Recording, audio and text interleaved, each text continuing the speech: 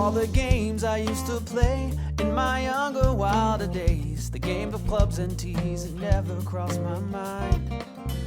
But after some discussion with my closest, dearest friends, I decided... Welcome into another episode of the Turn Fantasy Golf Podcast. I'm AndrewPutters. I'm here with my partner in crime, as always, lead golf editor at Rotoballer.com, Joe Nicely, and another special guest again. We're on a little streak here. Spencer Aguiar, hailing from Las Vegas, Nevada, joining us here on the Turn Fantasy Golf Pod for the 149th playing of the Open Championship at Royal St. George's. Guys, how we doing? Spencer, is it hot in Vegas today? Yeah, it's like 120 degrees here. I've just been staying inside doing all the research for the golf. It's not really worth going outside, but it's always a pleasure to do this show. I always appreciate you guys having me on. So thanks for that. And I'm excited to talk about the Open this week. Absolutely. Joe, you got any specials for the Open for Rotoballer.com? Yeah, man, we always got some stuff going over there. We hope you'll go to rotoballer.com and check it out. You can check out my DraftKings Core 4 every week. Spencer's Vegas report is over there. Our buddy Josh Bennett does an amazing hole-by-hole course breakdown. We got Andy Lack on the team. He's got a really cool tournament preview over there. So we hope you'll go over there and sign up. You can use promo code NICE, N-I-C-E, when you do and get a discount.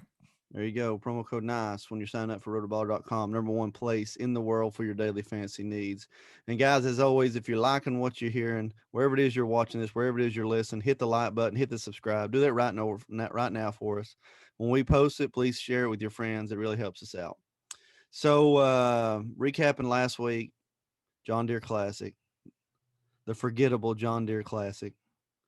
First of all, how was it not a bigger subject that Steve Stricker was sitting out of the U.S. Open to play in the John Deere Classic?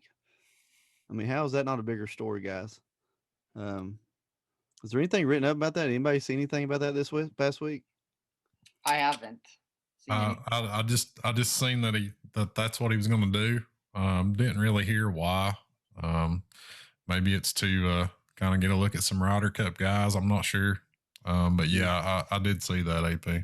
Pretty wild. Lucas Clover, 19 under, wins by 2 shots, which makes me want to forget this tournament even more. I know Joe will never have Lucas Glover on the card. He's on what we like to call in our little fantasy league. He's on what we like to call the list. Once you're on the list, it's hard to come off. When Lucas Glover and Kevin Na are getting a lot of TV time, it's probably not a great day for old Team Jay Nice. Jay Nice will be hitting the Netflix up whenever those two are at the top of the leaderboard. And just watching Mav McNeely make pars, grinding out pars. That's right. We had like a little friendly competition within the Rotoballer team on their one and done last week. And Joe took that home with his one and done pick. And I'm just amazed that we hadn't thought it's taken us this long to figure this out, guys. This is that I was more intent on grinding this thing out than I have any tournament this year, just because that little friendly competition we have within our group text. And I hope we can do it going forward. But still a little shocked at how good Spencer is on the one and done, and he went with the forgettable can't putt a lick Aaron Wise. That was horrible. That was just an absolutely terrible performance from Wise. And, I've been having good success this year in the one and done contest that we've been playing. And then the first week we put money on it, Wise decides to play the weekend. I don't even know what he finished during the weekend, but he was over par, which, it's one of the easiest courses on tour. And I joked about it with Joe. I don't know how Joe's week exactly went, but I saw that he played in some contest for $5 with winner take alls. He won that. He won the one and done with us for $5 for each one of us on that. So I'm under the assumption he just took $5 from everybody from the industry this week, which I guess it adds up to a certain extent with it. But it was a forgettable week for Wise. That was some of the worst putting I've ever seen. I've had a bad run in this contest over a 2 or 3 year span where I feel like my guys aren't the greatest putters the week that I take them, but Wise might have been the worst I've ever seen. He was just losing 3 shots every single day. Yeah, so I remember when you were filling in for Joe a few weeks ago, you told me that Wise grades out great on just nearly every week. Is that because week in, week out, he's hitting the ball very solid and just never gets the putter going? Is that why, Spencer? Yeah, and I don't use much putting into, like, I did incorporate some putting last week, which I guess I should have looked a little bit deeper into my model, because when I looked at some of the weighted proximity and the putt ranges that I thought he was going to have distances from, he was outside the top 60 for me. So I guess that was something I should have looked into a little bit more. But to the point that you just said, that's pretty much what it comes up to. I'm looking for ball strikers, guys that hit a lot of greens in regulation. Wise is a guy who fits that. And I really liked Wise for an event like that. Like, anytime you get these TPC properties, you kind of see the same names pop up on top of the leaderboard. And Wise is a member of TPC Summerlin out here in Las Vegas. So I knew that it was going to be a course that should suit his eye and an event that he should be able to find success at. And you kind of saw the upside of what he could be on Friday when he ended up making the cut out of nowhere. But the other 3 rounds were just horrible. And unfortunately, I don't know what I got for a pace scale, but I know it made both of you guys a lot closer to my total that I have right now. So it's going to be a fight to the finish here at the end. Yeah, so I think we've touched on the John Deere Classic and Kevin Na, Glover. Welcome to the John Deere Classic hour special. Yeah, Lucas Clover had something something about slow play, like a quote or something, like all you can do is just sit there and watch. And I had a tweet typed out, a response about kind of like watching your ex-wife and ex-mother-in-law talk post-dinner, have post-dinner talks when you're down in Florida. But I decided to delete that. I thought that was a little classless on my part. But anyway, let's move on to the 149th playing of the Open Championship. Like I said, Royal St. George's is where it's at, golf club this year in Sandwich, Kent, England. There are there's really no active players that have really no overall active players that won here. Darren Clark, Ben Curtis, Greg Norman, Sandy Lyle are the only, I guess, winners on this actual track that are still alive. I don't even know if any of those are in the field, and it really don't matter. But of those names, because they haven't been relevant in quite some time. But so obviously the Open Championship canceled last year, and Royal St. George's this year. $11.5 million purse, $2,070,000 to the winner. This golf course is just, there's not really much to talk about really when it comes to the golf course, guys. Standard links, roughly 7,200 yards, par 70. What I can remember about Darren Clark's victory is I watched, I believe, on Sunday about every shot, and it was just a lot of fairways and a lot of greens and a lot of two putts. Correct me if I'm wrong on that. Does that ring a bell for anybody, or does anybody have anything they want to add about this golf course? No, I mean, I think that that's essentially where I'm going to be tuning in a lot of my research this week. I want guys that are total drivers. I want guys that are going to be able to have good short games. One of the things that I do want to point out more so than most week is it's going to be important to stay on top of lineups because of the potential for weather bias. Joe and I talked about this a little bit before we went on air. Right now, it doesn't seem to be big weather splits, but you never know. It's a coastal course. Those things can turn on a dime with it. Wind does come from an awkward direction here, and it does seem like morning waves are typically calmer. So if you're playing showdown, you might want to look at the guys that are teeing off earlier.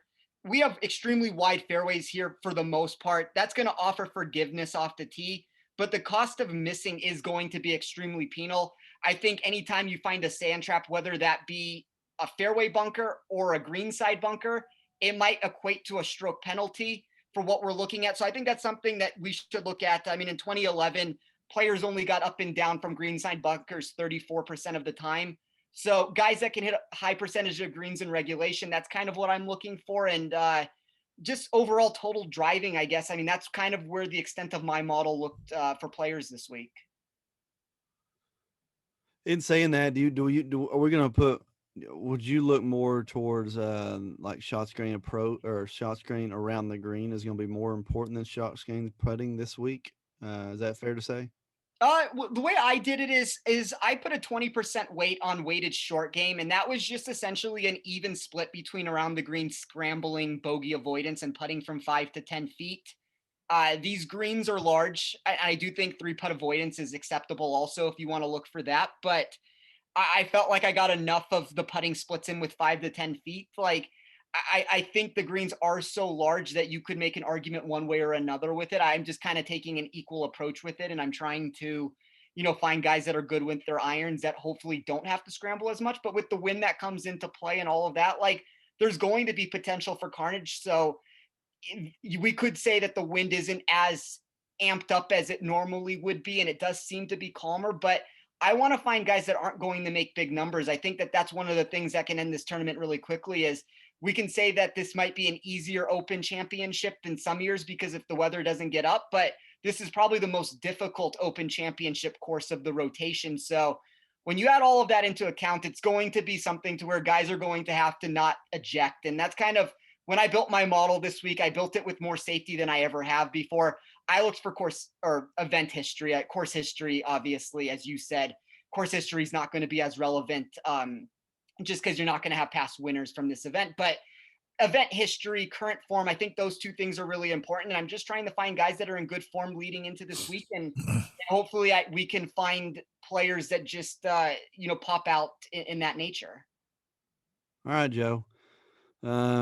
We heard Spencer's lowdown here on what he's going with. So, how many lineups you gonna have Lucas Clover in this week? No comment. No, let's start at the top of the board here. Jon Rahm, Roy McIlroy, Brooks Koepka, DJ, Xander. I mean, I can make an argument for all five guys at that 10K and above. I know we're stopping here on Bryson. Bryson's the lowest price versus the field in quite some time. That could probably be key to we're not really sure where his game's at, where his brain's at, who's carrying the bag. So let's just say Bryson or let's just say Xander and above. Let's talk there. Let's break down those five first because I can see I can make an argument for all five, and we might be one major late on Rahm, but and I usually say it first. I have a hard time putting him in lineups just because maybe don't like him. But where are we going here? This first one is the tournament go through Brooks again? We're going to say that. If it's big number avoidance, I think Roy said it or Joe said it well the week after the U.S. Open this past week. Brooks makes a ton of pars, hits the driver straight, makes a ton of pars. So are we liking? Who are we liking out of the gun here, Joe? Yeah, man. My eyes immediately go to Brooks. I think you have to look at Jon Rahm. He's in a very, very nice groove, very impressive play. Won the Memorial. I think think we can all agree on that. He won the Memorial. Obviously forced to withdraw because of COVID. And then did win the U.S. Open, had a chance to win the Scottish Open last week. So he's undeniably in a good groove. Very familiar with links golf. So there's just a ton to like about Rahm. Very long off the tee. Great iron player. But he is at the top of the board. I think you can drop down to Brooks, who's played extremely well in Open Championships throughout his career. Don't forget, guys, he came up on the Challenge Tour in Europe. Kind of earned, went through the School of Hard Knocks over there. Got very, very familiar with links golf while he was over there, and that's reflected in his Open Championship record. Has played very well in Opens. I love how mentally tough he is. I know everything that Spencer said about all the statistics, and I totally think that's all valid, but I'll probably be putting the least amount of weight into stats this week, as I will pretty much any event all year, because I think Open Championships, especially at Royal St. George's this week, a very difficult golf course, kind of the definition of an old school open golf course. I think stats can kind of go out the window a little bit. I'm looking for guys that are mentally tough, guys that can handle Open Championships, guys that have performed well over their career in Open Championships. And that just leads me to Brooks Koepka. Obviously, Rory has played well in Opens, but I'm not sure where he is right now after his performances in the Irish Open and the Scottish Open. DJ, I've wanted to try to jump on that train and maybe kind of catch him on the way back up. He obviously played very well here in 2011, kind of fought to the bitter end with Darren Clark. So, he can certainly play well here.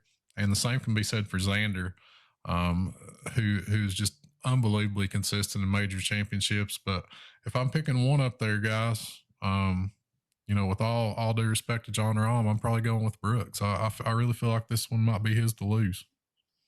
Yeah, and you said an interesting thing, Joe, at the start of it. Like when we're talking about statistical data, like I think it's very important. And I'm somebody that overly weighs stats, probably more so than most people. But even given all that information, I'm 10% less on a weight standpoint of stats that I use this week. This is the least amount of stats weight I've ever put into a model before. So I think that a lot of what you just said makes complete sense. I think like the current form, the event history, there's certain dynamics I'm going to be looking for from a statistical perspective with it, but I'm not getting overly caught up with where somebody is from a statistical perspective. And Andrew, I think you brought up a good point also, where I think you can make an argument for all five of these guys. I just think it depends on what you're looking for this week.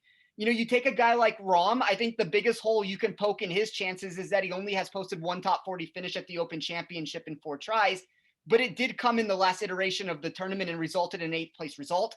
We know he's hotter than anybody else right now in the world. I think you could be making an argument that you're chasing another major and we might have missed it. And all of that is prudent points to be made. He's going to be 15% owned. You can drop down in price. I don't think that like his win equity is so extreme this week to where I thought it was at the US Open. So I think you could avoid him, but I do think from an overall level of safety, he's a good pick. I mean, if you're going to give me one guy that I'm a little bit lower on than everybody else, it's probably Rory. He's probably technically my least favorite play, but 3 top 5s at the Open Championship in the last 4 years. From a statistical perspective, if we are talking about stats, he is the worst one for me. I kind of doubled down on what Joe just said about Brooks Koepka. He has European Tour ties with how he came up. Really good bogey avoidance player. It always seems like in these major championships, he's making these putts from 5 to 10 feet to salvage par. The one guy that I do kind of want to talk about is Dustin Johnson. And it's not even so much that I like Dustin from a statistical perspective, because he does great as a negative value play for my model. But if you're going to give me a 6% owned version of him, like I am tempted to be overweight to the field on him. And one of the biggest things that I've noticed, and I tweeted this a couple weeks ago, is the par 70 or par 72 scoring, is where he's been having his problems. And the majority of that is coming from par 5 scoring. When we look at what he's done over the last 4 years, 55% birdie or better ranked in 2018, 51% in 2019, 50% in 2020. So we've seen it decline every single year. But when we look at what he's done this year, 44%, I mean, he's 11% off of where he's been. And if you're going to tell me that he gets 2 less par 5s, I don't know if this is technically the right course for him still. But I think Dustin makes a lot of sense if you're trying to leverage ownership in these millionaire maker tournaments. And then Xander's just safe. Like Xander's going to be, him or Koepka, probably the most popular play up in this section. But 3 top 20s in his 3 appearances, I think it makes sense for why 10,000 people are dropping down there. I probably prefer him from a cash game perspective than anything else. But I do think you can find holes and upside for all 5 of these players. Okay, guys. Now on, I feel like we're going to blow right past DeChambeau, but I mean, JT is $300 more than Oosthuizen. Oosthuizen is what we've said before, a big time major championship player. This is such an interesting range, 99 to 9,000. You've got, all right, let's just throw in Cantlay there too, because I feel like he's in the same ballpark. So 89 to 99, you got DeChambeau, JT, Uzi, Morikawa, who's the king of bogey avoidance, Hovland, who was the king of a bogey avoidance till he got some sand or something in his eye. By the way, Joe, funniest thing ever was whenever you posted the picture of Hovland with the patch on his eye, and somebody thought it was you. They're like, "Man, I hope you had an okay weekend." Things are rough. Yeah, Terrell Hatton 9,000, Patrick Cantlay 8,900. I love Cantlay in this event. I love Morikawa in this event. Not anything from their history, but just the way their game is with what we're already talking about the bogey avoidance. And of course, I left out one that does not need, the guy that needs no introduction, Jordan Spieth. So, 4 major championships now? So, or has he got 3 or 4? Who's he got, Joe? He's got 3. 3 major championships, 3 different styles of major championship golf. So that's right. Yeah, he had the Masters won a second time and dumped it in the water. 3.5. We'll call it 3.5. So, guys, where we going on this range? Once again, talent wise, I can make an argument for everybody. I'm leaning towards this most talented group ever. I just think Jordan Spieth has a little bit more gutsy in him than all these guys, but love Cantlay and Morikawa. Go ahead, Spencer. Yeah, so I ran a model at the start of the season in January. I was trying to look at all four majors, trying to figure out where I could find some. And the thing is with all of this, the Open Championship is probably the least tournament that you want to be making your bets beforehand, just because weather can dictate things. But I do think that you can find value by doing that. And Cantlay graded as the number one player for me when I did it. And ironically, when I ran it this go around, from a statistical perspective, at least, he was the number one player for me also. So I really like Cantlay's chances. I think the biggest hole that you could poke into him is that this will just be his third Open Championship. I know a lot of these guys need a little bit more experience to win these things. My counter argument to that is he's 29 years old. He's not one of these guys that is some 22-year-old kid at this point. I think he's experienced. I think he has worldwide experience. I think his game is perfectly suited to play in the wind, perfectly suited to avoid bogeys. I'm going to be extremely overweight with him in all markets. So he might be my favorite play on the board of any single player. I don't want to completely brush over Bryson DeChambeau just because if he's 3% owned, I mean, like, at least we know we have win equity from him. And I'm not saying that Bryson always makes the right strategical decision, but he is a strategical golfer that goes with something he believes in.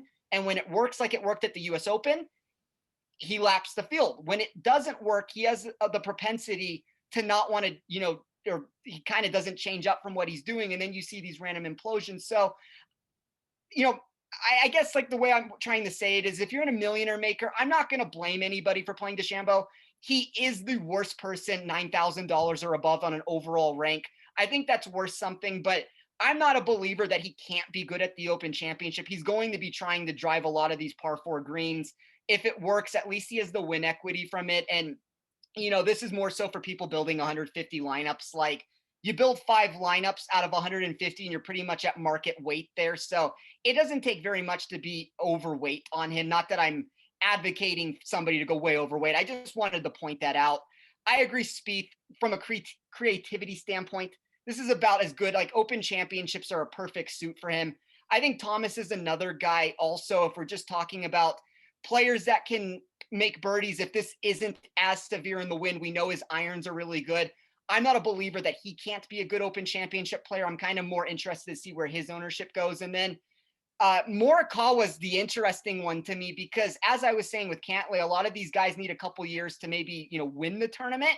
But if we're going to go with this narrative that, maybe Morikawa can't win, maybe he can. I don't want to go, on the ledge either way with it. But Morikawa is a guy, if he's going to be less than 10% owned and at $9,200, he doesn't necessarily need to win the tournament. So I think there's good value for him if you're trying to be contrarian in this range. And, Hatton is a guy who's arguably one of the best links players in the world. He has 2 Alfred Dunhill championships that he's won. This would seem to be a good fit for him. So this $9,000 range, or even the $8,900 range, if we want to look at that, is a very robust region for me. Joe, what are you thinking about this range? Yeah, man, really, really interesting range. I'm crossing Bryson off. I don't love him in Open Championships anyway. I feel like it's like taking a bottle of water and pouring it on your MacBook. I feel like he just shorts out. There's too much info coming in. We also take into account that he's down his longtime caddy. And I think you gotta make some stands up here, and he's just a guy I'm crossing off the list, and I'll live if he beats me. I'll live with it. So that's kind of my thoughts on Bryson. Jordan's my favorite play in the 9K range. Was looking at this tournament, looking at this event, kind of before pricing come up last week, and I kind of decided in my head that Jordan Spieth was my favorite player on the board. Then pricing comes up, sub 10K price tag, and it's like we're right back to the Masters. His ownership's going to be massive. I mean, I think you're talking 25+% probably. That's the only thing that scares me. If it weren't for ownership, if I were blind to ownership, I would say that Spieth would be my favorite play on the board, but he is going to be super popular. So it's kind of like we've talked about with him before in the past. You might want to take a stance as far as going underweight or overweight, but I love him on this golf course. Statistically, he's unbelievably strong. Has been since Phoenix when he kind of went on that run. He really hasn't looked back. Has played extremely well. Gain strokes tee to green in every single start since that Phoenix Open. Obviously has an Open Championship win on his resume. Has played really well. Spencer mentioned the creativity. I think controlling your golf ball is going to be very important this week, guys. I think creativity around the green is going to be very important, and Spieth checks all those boxes for me. So love him. Same can be said for Louis, who I feel like is just we've said it on here before for some of the other majors. He's just almost an auto play at this point. And even though his prices went up to 9,300, I don't think that's enough to throw me off him. So I'm still very interested in Louis. JT and Morikawa and even Hovland to a little bit lesser extent are interesting to me if the weather is going to be pretty benign, kind of like we're expecting, because these guys are just unbelievable ball strikers that maybe you would knock down a notch if the weather was going to be nasty. If we're going to have a ton of rain, ton of just nasty conditions, but with it expected to be fairly mild, I think they're interesting pivots from kind of a popular Jordan, popular Louis, in this range because they are such good ball strikers. So, with the weather expected to be what it is, it's tough to ignore a $9,600 JT and a $9,200 Morikawa. Even though Morikawa doesn't have that experience, but JT is very, very dangerous. Really hadn't put anything together since the Players, but he hasn't gained one stroke putting and one stroke on approach in any start since the Players. And you feel like eventually things are going to click. He's going to have both the irons and the putter going. And when that happens, guys, just look out. Don't know that it'll be this week, but I feel JT's really dangerous. Hatton, Spencer mentioned, is a great links player. This is a type of golf course that he can win on, that he's very familiar with. And Cantlay, man, it's just tough for me to trust him. I hear what Spencer's saying. I almost equate him to like a little bit cheaper Xander Schauffele as far as just how consistent he is. Really good all-around player. I think he can handle any conditions that are thrown at him this week. So he's a fine play at 8,900, but I probably won't be making him as big a priority as Spencer is. Yeah, and I feel like as we keep on going down the price scale, it's just the decisions are going to get tougher and tougher. If you look in the 8K range, taking Cantlay out of that, I mean, Reed, Casey, Zalatoris, Fenal, Simpson, Scheffler, or Scheffler, Scott, Rose, Fleetwood. I mean, just it brings up more and more questions. So, guys, Joe, you start. Where are you hitting on this price range?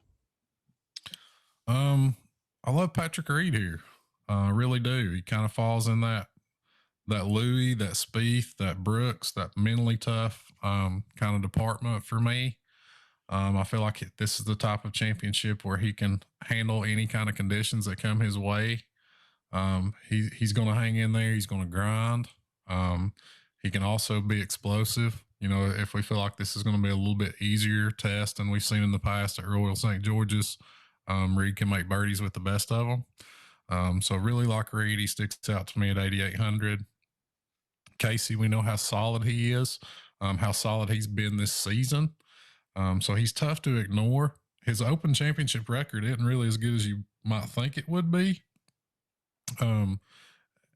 So I don't know. I'm maybe a little bit lower on Paul Casey than most. And those next three, man, are guys that we love to play. Willie Z, Tony Feno, Webb Simpson. And under any other circumstances, we would be knocking each other over to roster them at these prices, 8,500, 8,400, and 8,300. But none of the three have looked great as of late. Webb has missed some cuts. Tony's missed a couple cuts and lost strokes tee to green in each of his last two starts. Willie Z didn't make a birdie at the U.S. Open, missing the cut. Looked solid at the Scottish last week, but he's also making his Open Championship debut. So while those are normally guys that I would be big on, especially at this price, I'm a little reluctant this week. My eyes almost go down to Scottie Scheffler and Adam Scott. Scheffler's making his Open Championship debut, but I love his upside, man. And when you start digging in his major championship record, this kid is one that's going to play his best in the biggest events, it feels like. And Adam Scott, we know what kind of Open Championship record he's got. I wrote him up in this week's Horse for the Course. The course history, the event history is just amazing. Has played solid his last few times out. The ball striking hasn't been where it normally is for him. But I love that experience. Love what he brings to the table. He's just a classy all-around player. Yeah, and like Joe, when we look at Adam Scott, it's, you know, one of the things that I noticed with him, because we're kind of living in like a bizarro world with him right now, where the ball striking's not very good, but the putting continues to be very good. And that's not something that I'm always looking to rely on. I think that's a danger thing. But at an Open Championship, if Scott can get hot, like there's a lot to like about his game if the ball striking returns and the putter stays where it is. So, you know, as a 7% golfer, I think he's somebody that does make a lot of sense down there. I'm probably lower on, I mean, take any of the European guys in this range. I'm probably lower on each one of them. As you mentioned with Casey, the Open Championship resume doesn't look quite as good as you would anticipate it being.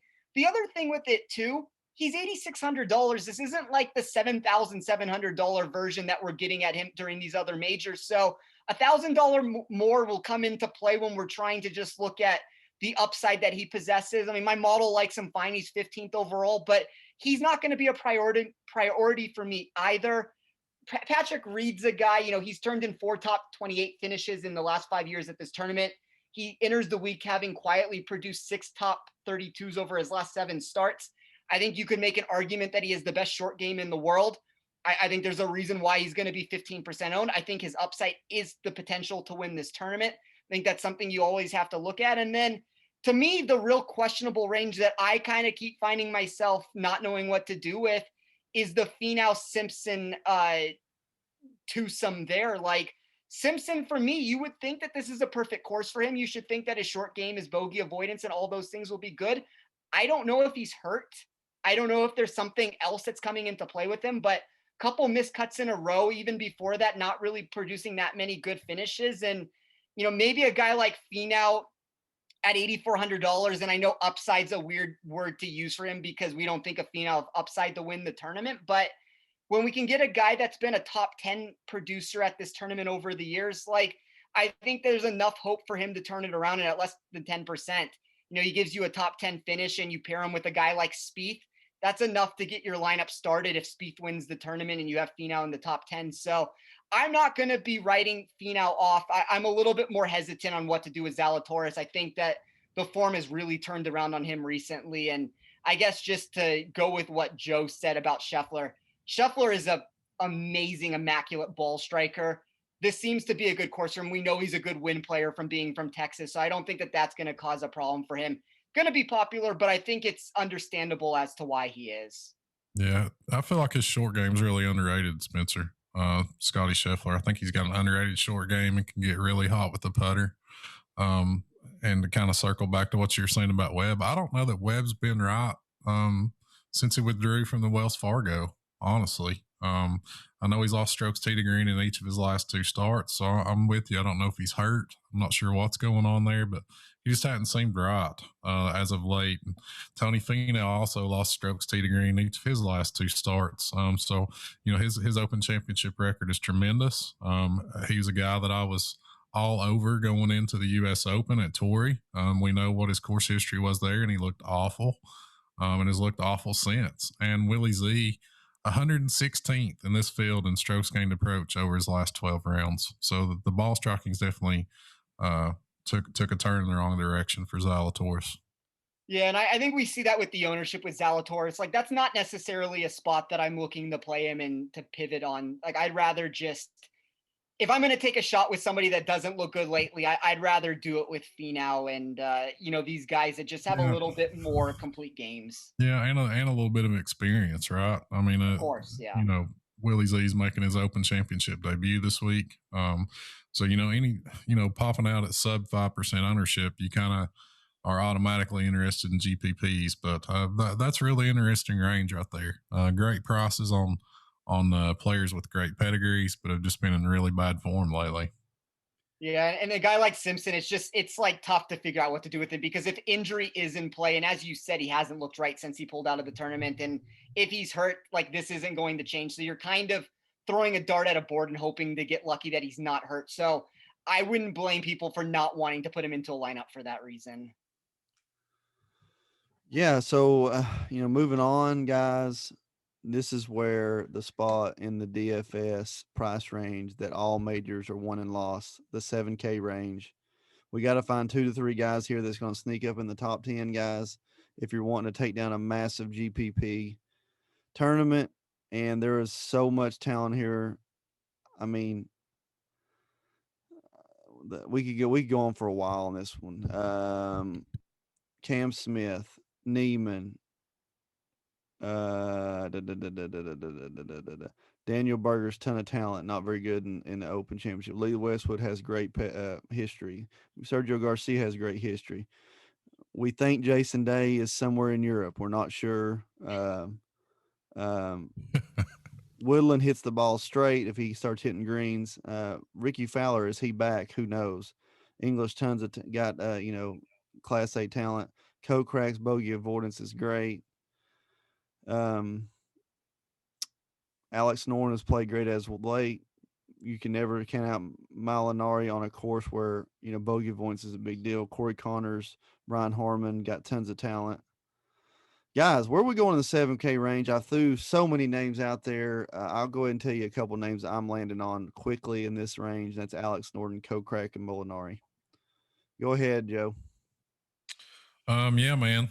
As you said, this is kind of where the sausage is made, and these majors, in this 7K range, this can be the difference in winning the Millie Maker and losing all your money for the week.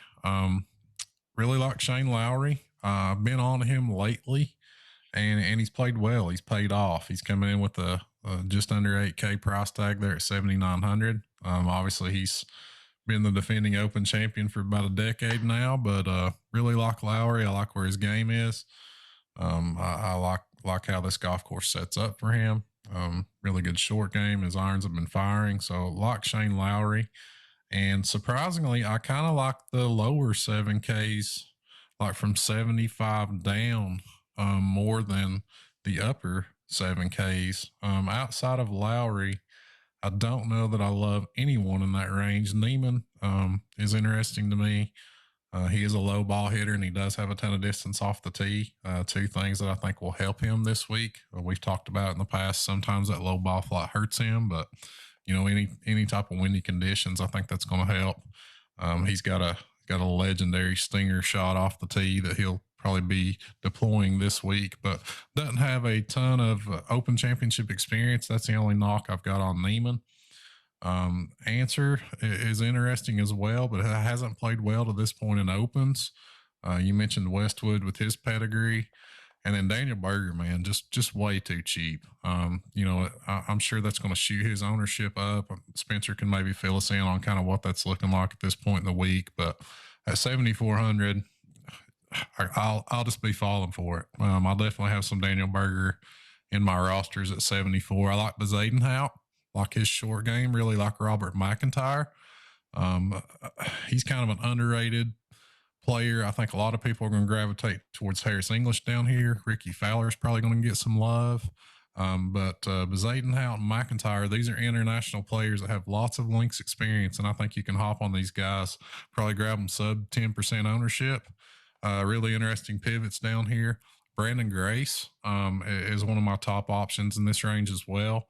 We know what he's capable of in major championships. He was kind of a perennial major contender for years. Fell off the map. He's back. Like where his game is. Also another low ball hitter. Plays great in the wind. And I think you mentioned Alex Noren. a guy that's flashed a little bit of form here lately in the States and has a tremendous Open Championship record. So I love this low 7K range. I feel like there's a lot of places you can go down here. And it lets you kind of go wild up at the top. You can just stack 2 or 3 of these guys in there and then go shopping up top. Tell me what you're thinking, Spencer. Am I off base down here? There's another couple guys, even as we go on down. Guido Migliozzi, I think you can look at, and a little sneaky play there, AP, that you like, Brandt Snedeker. He's always a guy you want to look at in opens and in the wind. Yeah, we can, when you look at this tournament, and it's kind of what you just said, if you start and you want to build 3 guys up top, like, pricing is so soft for an event like this. You can find a bunch of guys under $7,500, and all of a sudden it looks like you have the greatest lineup ever built. I think there's a lot of value to be had. I'll run down this board kind of with some of the guys I like this week. A guy like Shane Lowry, Cameron Smith, Mark Leishman, all those guys for me are I think, players that make sense for an Open Championship. We saw Leishman storming up the board at the Travelers Championship, where he came 3rd there. I think Cameron Smith and Shane Lowry have the short games that can find success at an Open Championship. The best player in this tournament is Jason Day at $7,700. Like, I know I make this joke every single week with Jason Day, and a lot of times it's just for the humor of it. I actually really like Jason Day this week. Like, he's 8th in my model from an overall rank. He's the highest person in this range. His Open Championship pedigree is good. His current form looks good. The ownership's only going to be at about 8% right now. I think that's more than a reasonable total when you're looking at that. Sergio Garcia at $7,600. He has 10 top 10s in 23 Open Championship appearances. I don't think people have realized how good he's actually been at this tournament historically. So I think he makes some sense as a 5% ownership guy. But for the most part, a lot of these guys that I'm looking at will be lower than $7,500. I think, as you mentioned with Berger, 7,400, he's only about 11% owned. He's in the top 5 for me from a statistical perspective. Like, he's getting brought down because of the Open Championship history he has. The current form leaves a little bit to be desired. I mean, he has the 7th at the US Open. He has a couple erratic finishes. The 75th at the PGA Championship you could point to, the 34th at the John Deere as the favorite. I'm just going to consider that being something he was maybe looking ahead for the Open Championship. But that price is just too cheap.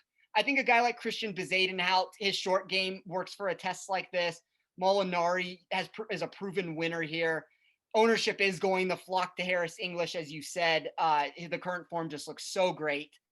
Fowler's a guy that, if there was a major that you said he was going to win back in the day, probably would have been the Masters or the Open Championship. And I think, 6th here in 2019, the form looks a little bit better with a 32nd at the Rocket Mortgage and 11th at the Memorial. That's somebody I'm giving a look to. And then if we're just looking for some, South Africans, Europeans, some guys that are a little bit more in that elk of it, Brandon Grace, 7,200, Alex Noren, 7,200. I think Guido was a really good call from Joe at 7,100. He's going to be popular. I don't really know what to expect from him, but current form looks really good. And I mean, that's kind of where I'm at. I think you could make an argument for Eric Van Rooyen, but that's pretty much where I'm at in the $7,000 range. Yeah, and I'm about the same as far as there's just so many names you like in here.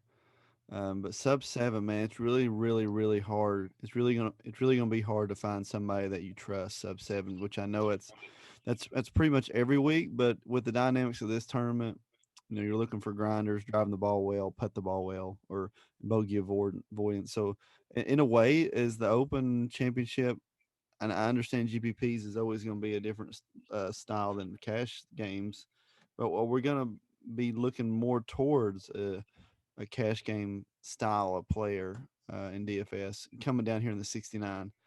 So, I'll throw out, as crazy as this sounds, Padraig Harrington's probably going to be a pretty good play this weekend. You saw him at the PGA Championship, finished pretty high, and he's got a lot of grind in him. He takes the tournament very seriously. Stuart Sink, same, vet that is going to be grinding it out.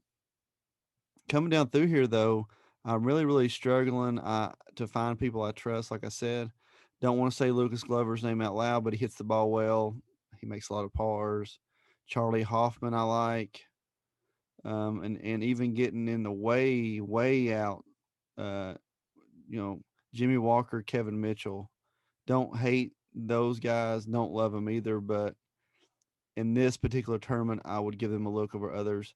Really, really try to find a way to find Chris Kurt because, far as price range, this is like you should be licking your chops getting him down here in the 6,400. But I mean, this golf course just does not sound set up well for him. So, Spencer, go ahead and start with this in the top of the 6K range and read off a few players that you're looking at.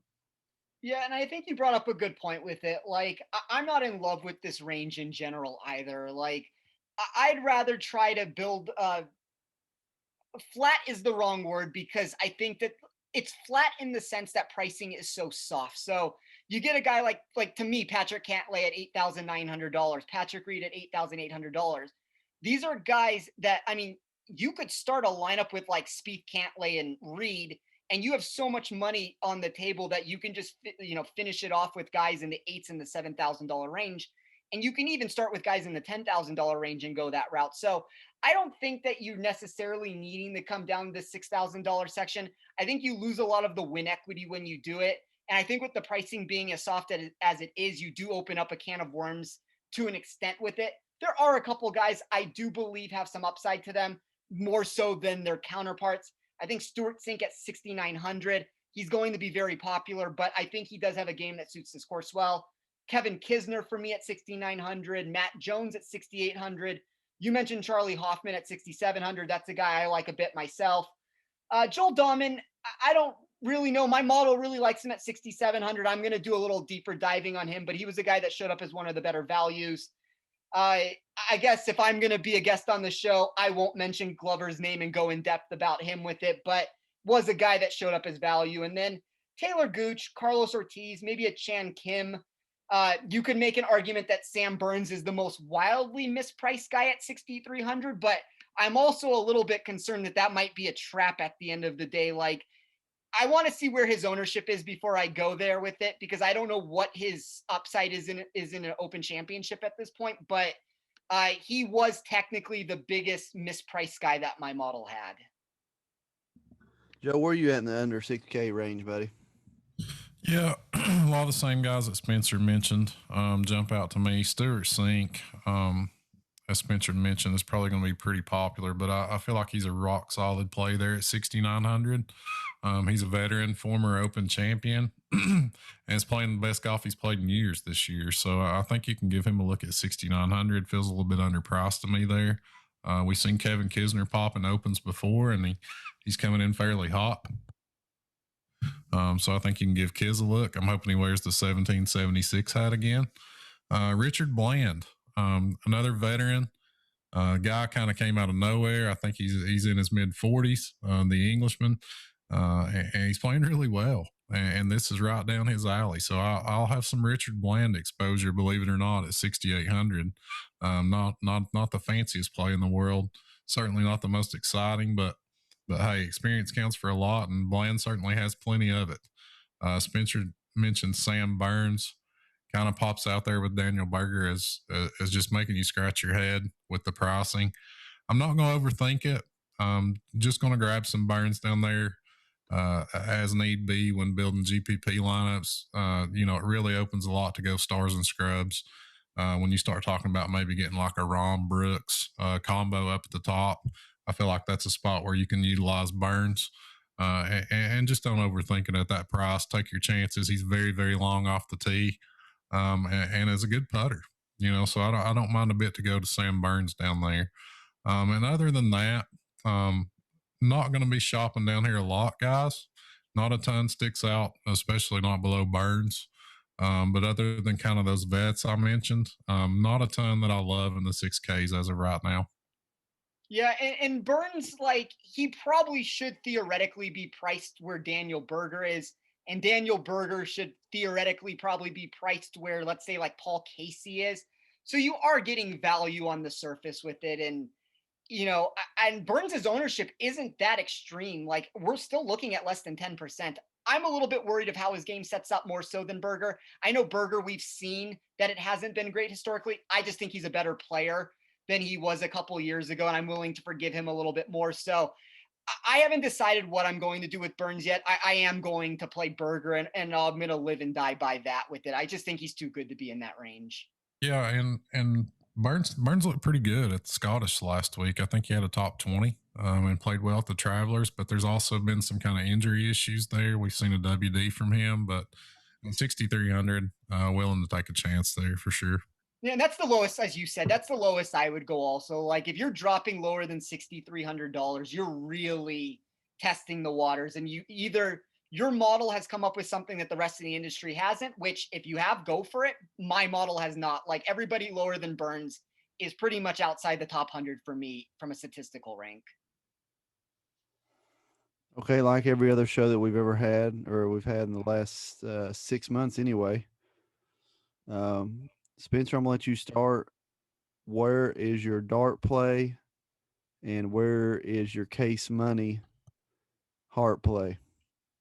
So I think Patrick Cantlay is going to win this event. I think he's going to capture his first major. I like him at a 33 to 1 bet, 35 to 1 bet. I think there's value to be had there. I think this is the perfect setup for him to get one done. This is kind of cherry picking a dart play, but let me paint this picture for you with this. So imagine this 72nd hole, Jason Day sauntering down the fairway. You may call it that he's limping, his back's hurt, but he's slowly moving through the fairway up to the green. Tears are being shed, probably mostly by me at this point. I think Jason Day has a legitimate chance to capture this title. I know that that's going to be kind of an outlandish statement. It's something that I say all the time with it, but I think this is the perfect setup for Day. I think anytime you can get these around the green courses where he can do it there, the fairways are a little bit more forgiving. I think that gives a player like Spieth, a player like Day, it makes them a little bit more accessible for a venue like that. So, I mean, it's kind of cherry picking what a dart play is because Day is $7,700, but he is about 90 to 1 at certain books. I've seen him as high as 100 to 1 at some random offshore books, but that's my dart throw, at least from an outright perspective of a guy that I think has a chance. Joe, where you at, buddy? We're gonna have to. I know yours not gonna be as theatrical as Spencer's, but where you at, Joe? Let me paint you a little picture. we were a year ago. We were lost in the wilderness, and we started to see a few cracks of daylight out in Phoenix, and we all thought that it was going to happen at Augusta. Kiwi couldn't make a putt. Torrey Pines was a bad fit. Jordan Spieth is getting another major this week, boys. That's my heart. Love his mental toughness. Love his creativity. Love how this golf course sets up for him. So Jordan Spieth's my heart of the week. My dart, I'm gonna throw a little international flavor in there, boys. Bobby McIntyre. Bobby Mack. We're going 7,300. Big lefty. Experienced links player. Really talented guy. Has been hanging around kind of under the radar in majors. So I'm going Robert McIntyre as my dart. I think you stole my thunder a little bit with the Jordan Spieth call. I just I try to find somebody else. I try to make excuses why somebody else is going to win, and really the only other person I can see winning. I understand the arguments for Morikawa, Cantlay, just the way their game's set up, and the only person I can actually make a significant argument for would be Brooks Koepka. I mean, I could see the guy playing like literally making one bogey for the week if he hits his driver and irons well. But and like Spencer says, it just seems like in these tournaments, Brooks Koepka makes a lot of 5, 6, 8, 12-foot par putts. I mean, it's like unbelievable. But I'm throwing my heart out on the plate. Jordan Spieth wins another British Open Championship. I just I agreed. To me, this feels like a little bit like a Pebble Beach. Has a Pebble Beach vibe to this Open Championship. Not as many coastal holes, not as many hills, but it definitely has that vibe. So I'm going Jordan Spieth with the victory. Dart's gonna be a little different for me this week, and I'm gonna throw out a couple of names. A name that I will be watching out for, and I'm not using this as my dart play, but Scottie Scheffler, I think, is going to make a good showing.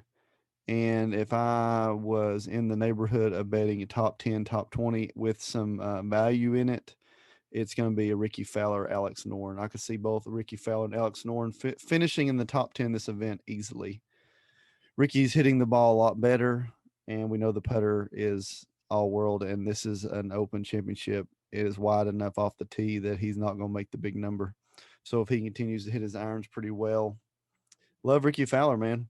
I watched the 2015 players where him and Sergio and Kisner, I think it's 15, where they went down to the wire and went to the playoff and then went to the extra hole on the playoff. And I forgot how good it was whenever he is good. So I guess I'm going to say heart down, the gut, not the heart, but the dart play from 3-point range from NBA 3 is going to be Ricky Fowler, and Jordan Spieth's going to get another major, guys.